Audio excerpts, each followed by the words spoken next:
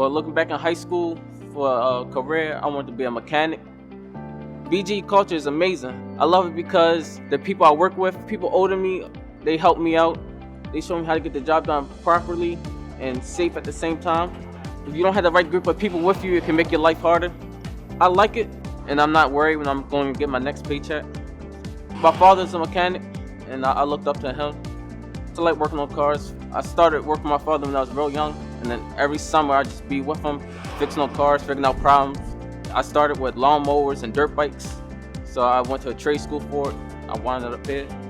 It was a tough decision because I didn't know if I really wanted to go to college and get more education or start my career early, my dream early. My father, he told me, he literally tells everybody that asks about me, they ask where I'm at, and they happy for me. Every day I feel proud, I feel happy, knowing I have a career. BGE is a cool place to come to because the benefits and everything they have to offer here.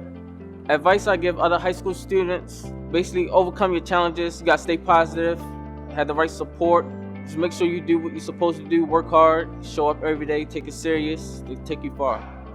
I see my future at BGE here for the long term. I'm planning on retiring, not looking for another job.